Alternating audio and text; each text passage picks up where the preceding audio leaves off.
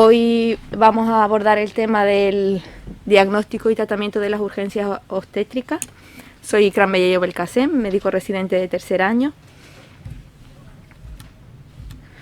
En primer lugar, voy a comentar brevemente la importancia de realizar una buena historia clínica, como en todo en la medicina. En este caso, además de consultar los datos de filiación, el motivo de consulta, antecedentes personales y familiares, alergias a medicamentos y fármacos que toma actualmente, va a ser importante preguntar por los antecedentes ginecobstétricos. En la historia clínica de nuestras pacientes deberemos recoger el grupo y RH si es conocido, si se ha realizado test de CUMS indirecto, si ha presentado transfusiones previas. Y aquí tenemos desglosados los antecedentes ginecológicos que le debemos preguntar a nuestras pacientes, la edad a la que le vino la primera regla, que es la menarquia, la fórmula menstrual, que son los días, la duración de la regla y cada cuánto le viene la regla, por ejemplo 7-28, la fecha de última regla, si presenta historia de infertilidad, infecciones genitales, si usa método de anticoncepción, cuál usa, en caso de menopausia, el tipo y tratamiento. En cuanto a los antecedentes obstétricos, preguntaremos sobre la fórmula obstétrica, G de gestación, A de aborto, P de parto y C de cesárea. Como hablamos de urgencias obstétricas, en este caso preguntaremos sobre el embarazo actual, la fecha de última regla, la edad gestacional y la fecha probable de parto. Y además la fecha en la que se realizó el primer test de gestación que haya dado positivo. Vamos a clasificar las urgencias obstétricas en urgencias del primer trimestre y urgencias del segundo y tercer trimestre. Empezaremos a hablar de las urgencias del primer trimestre. Dentro de estas nos encontramos con la hiperemesis gravídica y las metrorragias del primer trimestre. Estas abarcan el embarazo ectópico, la enfermedad trofoblástica gestacional, el aborto y metrorragias no obstétricas. Primero hablaremos de lo que es la hemorragia del primer trimestre. Toda hemorragia en el primer trimestre se debe considerar como primer diagnóstico una amenaza de aborto hasta que no se demuestre lo contrario. Ninguna de las hemorragias que vengan durante la gestación se va a considerar fisiológica, aunque muy pocas de ellas van a acabar, aunque muchas de ellas van a evolucionar de forma correcta. Se define la hemorragia del primer trimestre como un sangrado genital mayor o menor cuantía, que puede estar asociado o no a dolor abdominal, durante las primeras 12 semanas de la gestación. Vamos a empezar hablando del embarazo ectópico. El embarazo ectópico se define como la implantación de un huevo fecundado fuera de la cavidad endometrial, que generalmente se suele producir en la trompa de falopio. Y un embarazo heterotópico es aquel que va a coincidir un embarazo ectópico con un embarazo intrauterino. Aquí tenemos un cuadro en el que desglosa los tipos de embarazos ectópicos. Como ya hemos dicho, el embarazo tubárico son los más frecuentes. Dentro de esto puede ser ampular, que lo podemos ver dibujado aquí. El ampular, el más frecuente dentro de los tubáricos, el ísmico, aquí está, el fímbrico y el intersticial. Aparte de los embarazos tubáricos, también podemos encontrar con menos frecuencia un embarazo ectópico ovárico, abdominal, incluso cervical. Según la clínica con la que acuda la paciente a urgencias, podemos clasificar el embarazo ectópico en dos tipos. Tenemos el embarazo ectópico accidentado o roto, en el cual se va a caracterizar por ser un abdomen agudo quirúrgico. Estas pacientes acudirán con un dolor abdominal agudo de inicio súbito, con hipotensión, incluso puede estar acompañado de un shock hipovolémico, secundario al hemoperitoneo. Además, también pueden tener algo de irritación en el fondo de saco de Douglas y omalgia por irritación del nervio frénico. En el embarazo ectópico no accidentado se va a caracterizar por la tríada clásica, que consiste en amenorrea, una paciente con amenorrea que viene por dolor abdominal y metrorragia, además de acompañada de otros síntomas típicos de la gestación. El diagnóstico del embarazo ectópico se va a realizar de forma ecográfica Dentro de esto tenemos signos que nos van a ayudar a realizar un diagnóstico de certeza, en el cual vamos a poder ver un saco gestacional con vesícula bituline, a veces con embrión, incluso con latido cardíaco fetal positiva, que esto va a ser el diagnóstico el signo de certeza que nos va a hacer diagnosticar, pero en estos casos solo se va a producir en torno a un 20%. Los signos indirectos que nos van a hacer sospechar de un embarazo ectópico va a ser ver una masa anexial próxima al ovario, que puede ser Doppler positivo, el útero vacío, endometrio engrosado, incluso líquido libre en el saco de Douglas. Ahí tenemos una imagen donde se ve el útero que está cerrado y el saco vitelino con embrión en la trompa de falopio. El manejo del embarazo ectópico, si podemos confirmar el diagnóstico y la paciente acude sintomática, vamos a proceder al ingreso de la misma. En el caso de que esté inestable hemodinámicamente, tenga líquido libre intraabdominal que se visualiza mediante la ecografía o esté con signos de shock, en esos casos se va a proceder a una cirugía urgente por laparoscopia o laparotomía. Sin embargo, si la paciente se encuentra estable y presenta niveles de beta-HCG menores a 5.000, en esos casos se va a optar por un tratamiento médico que consiste en metotrexate intramuscular en una dosis entre 75 y 90 miligramos, en una dosis única. Esta se acompaña de ácido folínico debido a la toxicidad del metotrexate.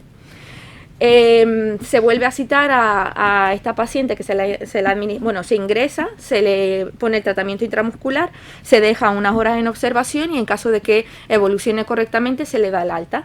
Se vuelve a citar en 4 días para repetir la beta-HCG y al 7º día de haberle puesto el tratamiento. Si existe un descenso de la beta-HCG en más del 15% es que está evolucionando bien, y en caso de que no haya descenso se puede repetir el mismo tratamiento médico. También podemos realizar un manejo expectante, que esto va a estar dirigido a aquellas pacientes en el que la sospecha de embarazo ectópico no está confirmado, o pacientes asintomáticas y que estén estables. Se le da el alta y se vuelve a citar en 48 horas para repetirle la eco transvaginal y la beta-HCG. Siempre que se le da el alta se avisará a los pacientes de los posibles síntomas de alarma, por los que deberá acudir nuevamente a urgencia. Y en el seguimiento del embarazo ectópico se va a determinar la beta-HCG 2 veces por semana y se realizará una ecografía semanalmente hasta obtener unos resultados menores a 20 unidades internacionales litro. Si la paciente no está inmunizada y es RH negativo, siempre se deberá de dar profilaxis anti-D. Vale, ahora pasaremos a hablar de la enfermedad trofoblástica. Se caracteriza, la enfermedad trofoblástica gestacional va a incluir a todas aquellas entidades que se caracterizan por la secreción de beta-HCG y por la proliferación atípica de trofoblastos. Dentro de esta enfermedad trofoblástica gestacional tenemos la mola hidatidiforme, la mola invasiva, el coriocarcinoma y el tumor trofoblástico placentario. El embarazo molar o la mola hidatidiforme va a ser la forma más benigna de este conjunto. La clínica de estas pacientes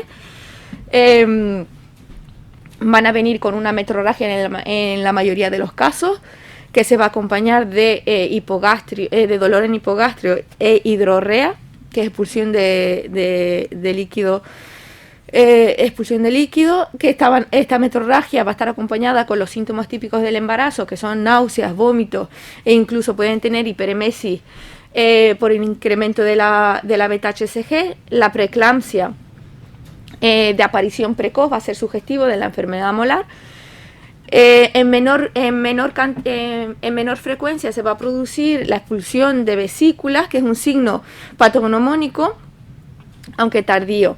También se puede producir hipertiroidismo en menor frecuencia también, debido a la similitud de las subunidades alfa del HCG y la TSH, y muy poco frecuente, una insuficiencia respiratoria aguda, que se puede producir por la embolización pulmonar de células trofoblásticas, y así como la asociación de preeclampsia e hipertiroidismo. La determinación de la beta-HCG nos va a ser de ayuda en el diagnóstico y seguimiento de la enfermedad trofoblástica gestacional. Vamos a ver que en un embarazo normal esta va a incrementar progresivamente hasta alcanzar un pico de 100.000 unidades internacionales entre la semana 10 y 14. Luego, a partir de aquí, irá descendiendo. Sin embargo, en la mola vesicular vamos a ver que nos encontramos con unos niveles muy elevados, aunque si solo tomamos una sola determinación nos podemos encontrar con una beta-HCG normal. Lo suyo es comparar también, si tenemos sospecha, comparar el incremento. Y vamos a ver que va a ser muy sugestivo de enfermedad trofoblástica gestacional encontrar unas cifras por encima de 100.000. El diagnóstico de la enfermedad trofoblástica gestacional lo confirmaríamos con la ecografía, en el cual nos vamos a encontrar con un útero mayor de lo que correspondería con la edad gestacional de la paciente. No vamos a encontrar en la mola completa estructuras embrionarias y podemos encontrar la típica imagen de copos de nieve o panel de abeja en la que vamos a ver que la cavidad va a estar ocupada por múltiples ecos de baja amplitud. Y también nos podemos encontrar con los ovarios aumentados de tamaño debido a la presencia de quistes tecaluteínicos. El tratamiento de la enfermedad trofoblástica va a ser, en principio, tratar todo trastorno asociado con la que venga la paciente, anemia, alteraciones hidroelectrolíticas, coagulopatías, preeclampsia, insuficiencia respiratoria. Y el tratamiento definitivo es el legrado por aspiración. La histerectomía abdominal va a estar reservado para aquellas pacientes mayores de 40 años o entre 35 y 40 años con deseos gestacionales cumplidos, que tengan patología uterina asociada, una perforación uterina o una hemorragia incoercible. Luego, después del tratamiento, se recomienda a la paciente evitar una nueva gestación en los próximos 6 meses de haber mantenido la beta-HCG normal. Para ello se pueden usar anticonceptivos orales o método de barrera. Lo que no es tan recomendable es los dispositivos intrauterinos. Después del legrado de aspiración se va a hacer seguimiento semanal. Se van a hacer seguimientos semanales hasta obtener 3 determinaciones de beta-HCG negativos. Se continuará con seguimientos mensuales y luego cada 2 meses. Vale, pasamos a hablar del aborto. El aborto se define como la interrupción del desarrollo embrionario en las primeras 12 semanas de edad gestacional. En función de las características se van a definir 4 tipos de aborto. Ya los tenemos aquí. El aborto completo, el incompleto, el consumado, que se clasifica en completo e incompleto, el diferido, la gestación anembrionaria o huevo huero y el aborto en curso. Vale, vamos a empezar hablando de la amenaza de aborto. La amenaza de aborto se va a definir como cualquier metrorragia del primer trimestre, mientras no se... que cualquier paciente, cualquier gestante en el primer trimestre con metrorragia se va a pensar, como hemos dicho antes, en una amenaza de aborto hasta que no se demuestre lo contrario. Se define como una metrorragia que generalmente es leve, acompañado o no de dolor, de dolor en hipogastrio o de tipo dismenorreico, en el que se ha confirmado vitalidad embrionaria. A la exploración tenemos que valorar la cuantía de la metrorragia y descartar patología anexial, si es posible ver que el cuello está cerrado. En la ecografía vaginal se va a comprobar que existe botón embrionario con latido cardíaco fetal positivo. Y en el caso de que tuviésemos dudas, se puede hacer un test de gestación y la beta-HCG. En la amenaza de aborto va a ser informar a la paciente recomendar el reposo relativo y la abstinencia de relaciones sexuales, que recomendar la valoración por su ginecólogo en 1 o 2 semanas, y en caso de que aumente la metrorragia o dolor en hipogastrio, acudir nuevamente a urgencia. También se puede usar la progesterona micronizada, que se puede dar por vía oral o vaginal, que relaja la musculatura lisa uterina, aunque su utilidad no está demostrada científicamente. Aquí tenemos un cuadro en el que se recogen los diferentes tipos de aborto, como hemos dicho, el aborto, en lo que podéis visualizar en las imágenes. Ahora vamos a hablar de ello. Vale, y aquí tenemos un algoritmo diagnóstico terapéutico de las metrorragias del primer trimestre. Vale. Ya hemos hablado de la amenaza de aborto, que es aquel en el que vamos a encontrar latido cardíaco fetal positivo. Un aborto en curso va a ser aquel en el que la paciente acude a urgencia sangrando, y en el que por ecografía se pueden ver restos o incluso saco gestacional en el istmo del cérvix. En este caso, en el que nos encontremos en un aborto en curso, debemos de cogerle una vía periférica, realizarle analítica con grupo y RH, pruebas cruzadas, y el tratamiento va a ser un legrado urgente. En el aborto consumado, va a ser aquel en el que la paciente dice que ha sangrado abundantemente en su domicilio en el momento en el que acude a urgencia, ya el sangrado ya ha parado. El consumado incompleto, es aquel en el que aún presenta restos con contenidos de más de 15 milímetros. Y en este caso, el tratamiento, si no está contraindicado, es el tratamiento médico de primera elección, que ahora comentaremos cuál es, que va a ser el mismo para el resto de los que voy a hablar ahora. El aborto diferido o huevo güero va a ser aquel en el que encontremos una longitud, en el que se vea una longitud cefalocaudal de más de 5 milímetros, con latido cardíaco fetal negativo. Por último, el aborto séptico va a ser aquel en el que nos encontremos con restos intracavitarios, restos que sean malolientes, y la paciente acuda con signos de shock séptico, que en este caso va a ser una urgencia vital. Tendremos que coger analítica, lo mismo grupo y RH, pruebas cruzadas, tomar hemocultivos, realizar una placa de tórax y abdomen, electro,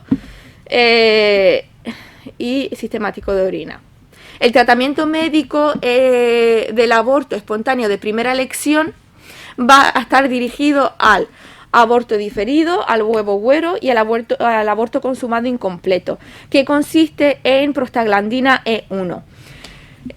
La prostaglandina E1 va a estar dirigido a pacientes que presenten hemoglobina de más de 10.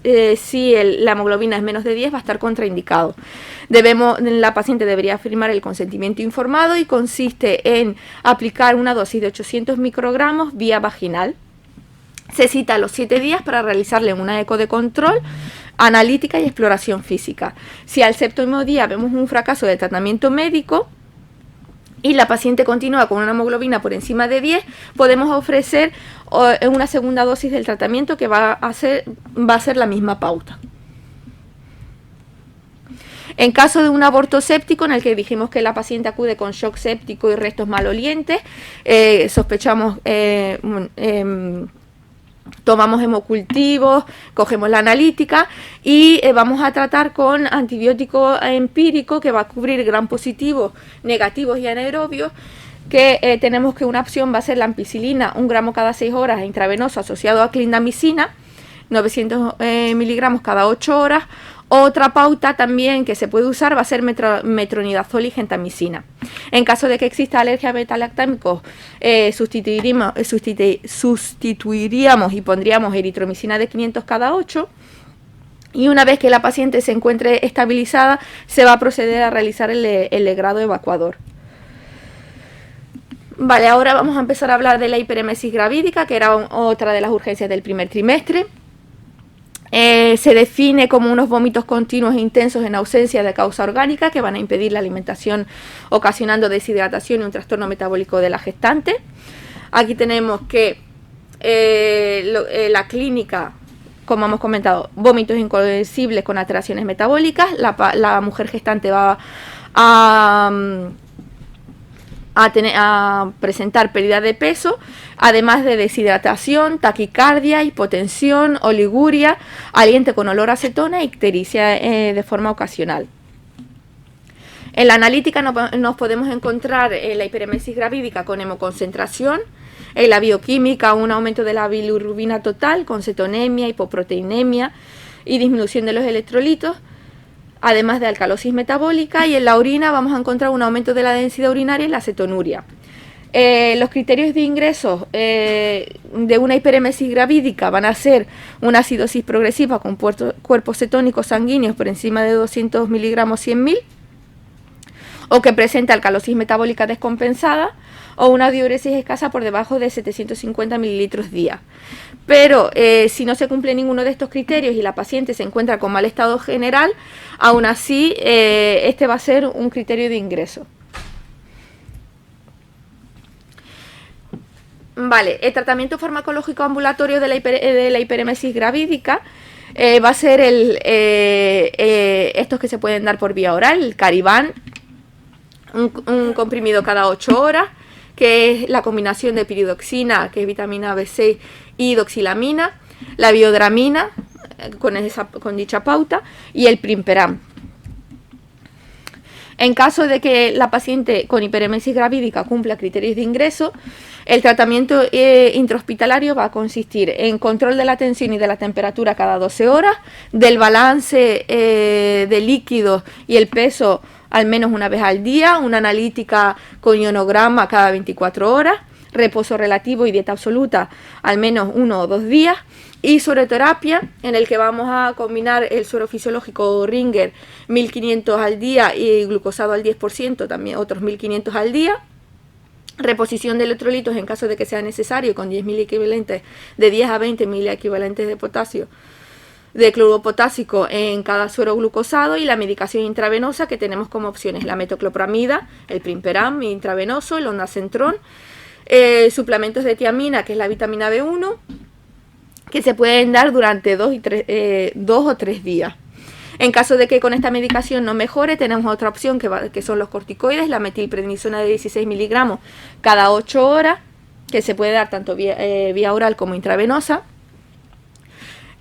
durante 3 días. En caso de que mejore, se continúa con una pauta descendente hasta la desaparición de los síntomas, o durante 15 días, y en caso de que la metilprednisona no haga efecto en los primeros días, se retira.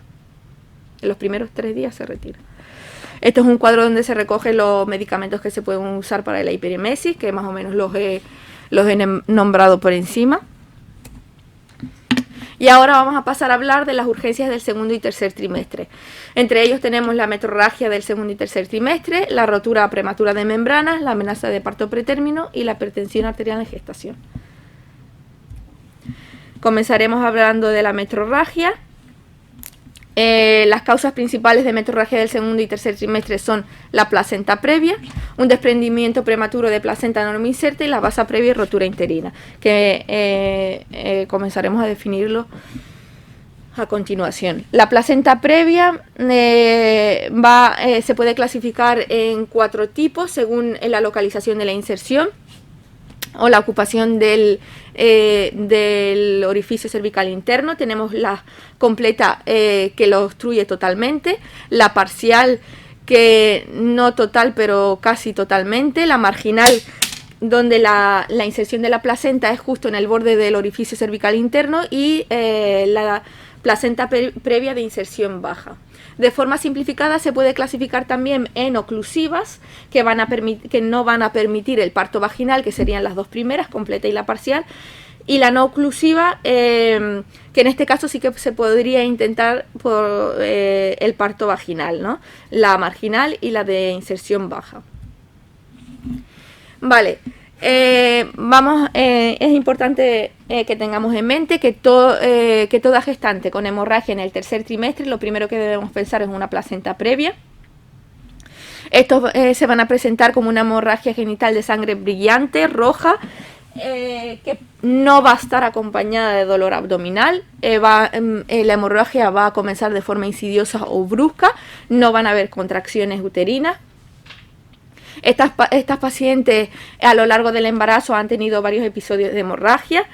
En estos casos hay que abstenerse totalmente de realizar un tacto vaginal, ya que pueden provocar grandes hemorragias, y sin embargo la eco transvaginal sí que va a ser un método seguro para el diagnóstico y conocer el tipo de placenta previa, ya que esto no va a aumentar el riesgo de hemorragia. La definición del desprendimiento prematuro de placenta normoinserta va a ser la separación de la placenta de su inserción en la decidua previa al nacimiento fetal. Es más frecuente en el tercer trimestre y se presenta en este caso, a diferencia del anterior, el sangrado va a ser un poco más oscuro, no va a estar coagulado, aunque en algunos casos se puede presentar también como sangre roja, incluso el líquido amniótico de color vinoso. En este caso sí que va a estar acompañado de dolor abdominal intenso y va a haber una hipertonía, un endurecimiento brusco del abdomen. La basa previa aquí está muy bien dibujado.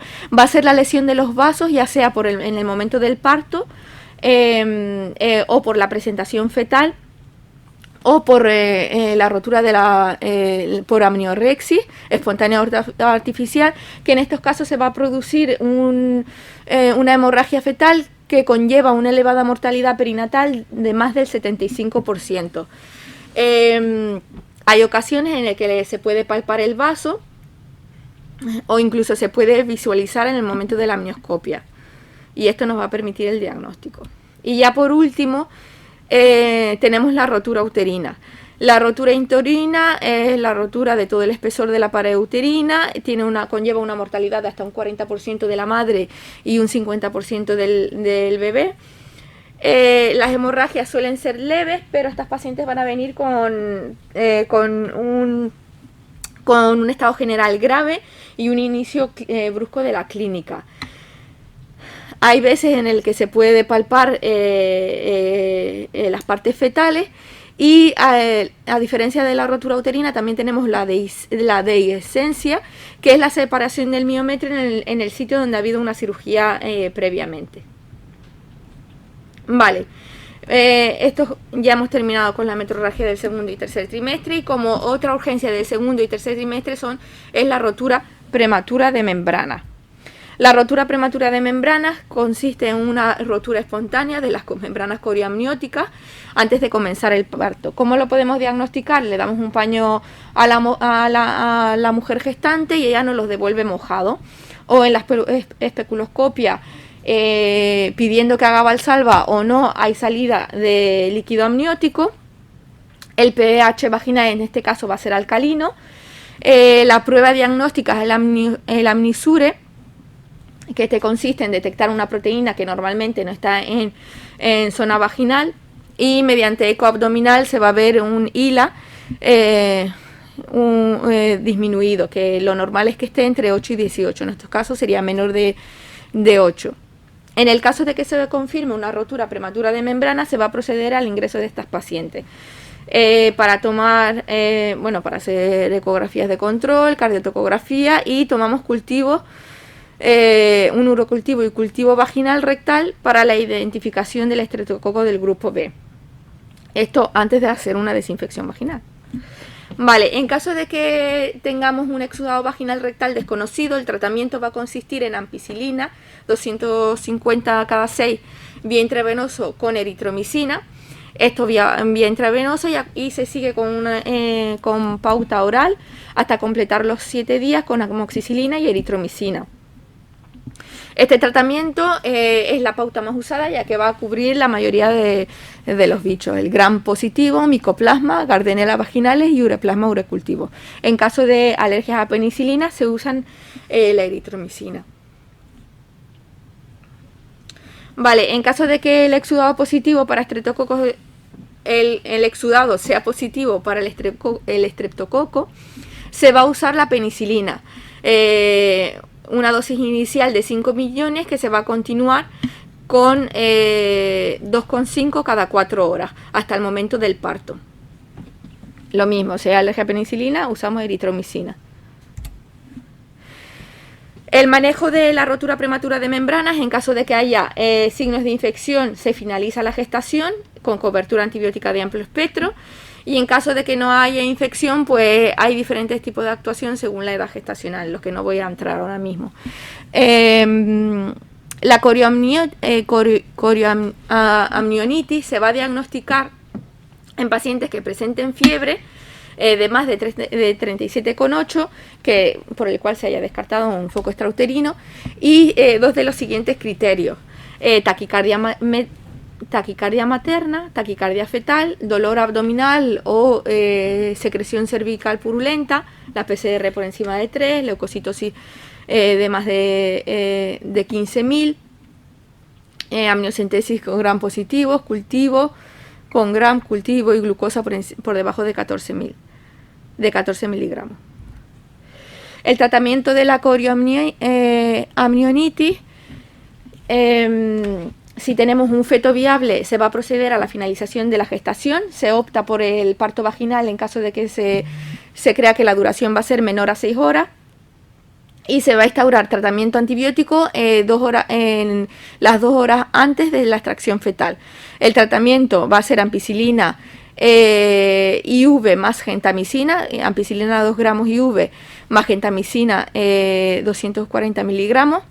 Otra pauta antibiótico sería amoxicilina clavulánico 2 gramos cada 8, pero hay que evitar darlo en pretérminos, ya que tiene riesgo de enterocolitis necrotizante. En casos graves damos pipertazo, y en alergia se puede dar clindamicina con gentamicina. Una vez finalizado el parto, se va a continuar con tratamientos antibióticos al menos durante 48 horas posteriores, o se continuará si persiste la fiebre y sigue con alteraciones analíticas.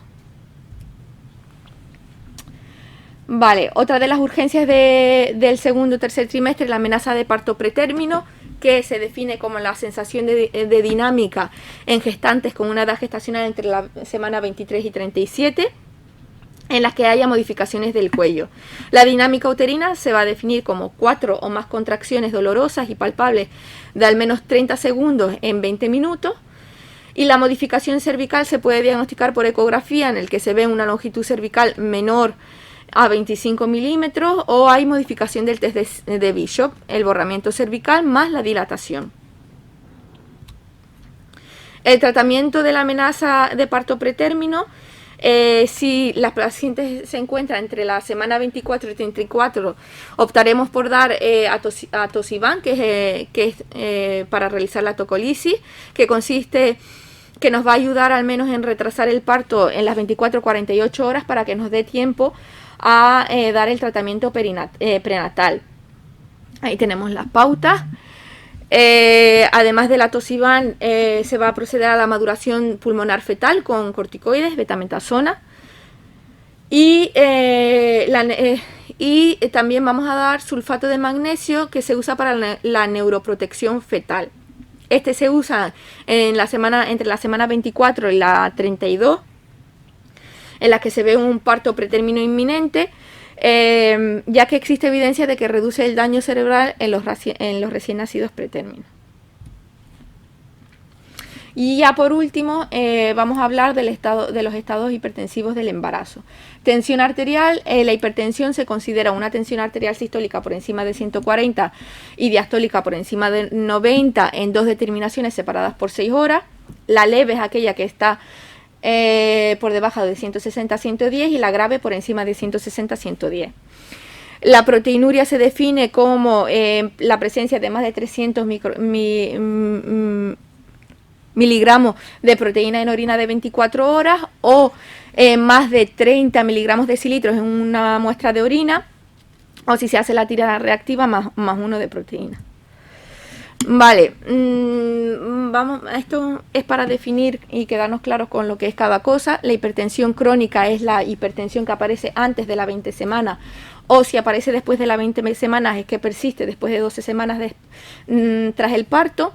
La inducida por el embarazo es aquella que aparece a partir de la semana 20, y dentro de la inducida por el embarazo tenemos la hipertensión arterial gestacional, que cursa sin proteinuria, y la preeclampsia, que cursa con proteinuria.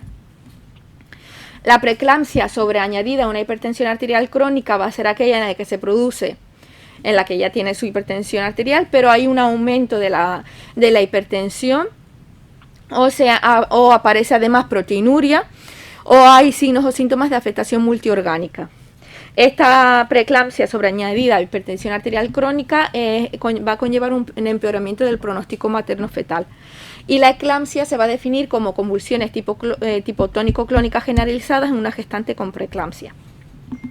Este es un algoritmo más o menos para visualizarlo. Menos de 20 semanas, hipertensión arterial crónica, que puede cursar con o sin proteinuria, dependiendo del control de su tensión de cada paciente. Por encima de la semana 20, si no hay proteinuria, es una hipertensión arterial gestacional, y si es proteinuria, una preeclampsia. Y luego la preeclampsia se clasifica en leve, en la cual la tensión arterial por debajo de 160-110, acompañada de la proteinuria, y la grave es aquella en la que proteinuria va a ser mayor de 2 gramos cada 24 horas y la tensión por encima de 160-110. Vale, este es un algoritmo en el que se recoge el tratamiento de la hipertensión en una gestante. Ya hemos dicho, en una hipertensión leve no vamos a dar tratamiento, vamos a realizar controles de la tensión arterial. En caso de que esta evolucione a una hipertensión grave, que ya dijimos que es por encima de 160-110, vamos a iniciar tratamiento. Va a depender el tratamiento del trimestre en el que se encuentre la mujer. Si está en el primer trimestre, damos alfa-metildopa. Y si se encuentra en el segundo y tercer trimestre, el tratamiento va a depender de la frecuencia cardíaca. Si presenta una frecuencia normal por debajo de 90, el tratamiento es hidralazina. Si en la frecuencia cardíaca ronda entre 90 y 120, el tratamiento va a ser la betalol. Y en caso de que la frecuencia supere los 120 latidos por minuto, el tratamiento va a ser con atenolol. Este es un cuadro donde se recogen los criterios de severidad de la preeclampsia, que más o menos ya lo he dicho antes. La tensión es por encima de 160-110, separadas en tomas separadas de 6 horas, o si está por encima de 180-120, pues incluso separadas por menos tiempo, ya es una hipertensión severa. La diuresis de menos de 500 mililitros al día.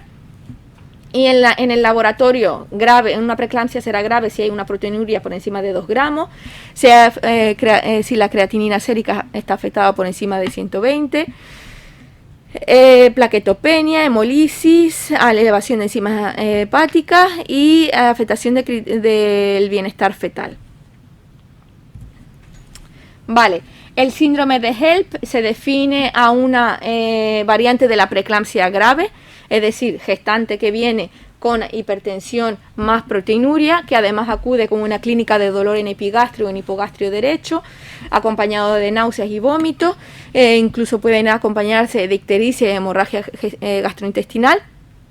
Los criterios de HELLP completo tienen que cumplir estos criterios analíticos: una plaquetopenia, H de hemólisis, en el que se produce aumento del LDH, aptoglobina y bilirrubina. La LDH tiene que estar por encima de 600 unidades internacionales, la plaquetopenia por debajo de 100.000 y la elevación de la GOT por encima de 72. El síndrome de HELLP incompleto va a cumplir solo 2 de estos criterios, 1 o 2. Vale, los aspectos generales del tratamiento de la preeclampsia. El tratamiento farmacológico se va a empezar a dar cuando hayan tensiones por encima de 160-100 o haya una gran variabilidad circadiana de la tensión arterial. El tratamiento definitivo de la preeclampsia va a ser la finalización de la gestación, que se va a contemplar en los casos graves con una afectación materno-fetal o ya a partir de la semana 37. Los fármacos que se emplean en la preeclampsia grave tenemos el abetalol, que es un alfa y beta bloqueante. Este se da intravenoso, se puede dar en bolo lento de 20 miligramos. A los 10 minutos, si no hay control de la tensión, se puede doblar la dosis. Y la perfusión continua es de 40 miligramos hora. Si con esto no se controla la tensión, podemos asociar otro fármaco. Tenemos la hidralazina de 20 miligramos también en ampolla, un vasodilatador arterial y el nifedipino, que será que es en comprimidos, un calcio antagonista, 10 miligramos vía oral y que podemos repetir a los 30 minutos. Y ya para terminar, el tratamiento de la eclampsia, que dijimos que es una paciente gestacional, una mujer embarazada con una preeclampsia asociado a convulsiones tónico-clónicas generalizadas. Tenemos aquí el tratamiento anticonvulsionante con sulfato de magnesio, que se da una dosis de ataque de 4 gramos por vía intravenosa. Si no hay respuesta al sulfato de magnesio, podemos usar benzodiazepinas, el diazepam. La dosis de ataque será de 40 miligramos intravenoso. Otra opción sería usar la fenitoína.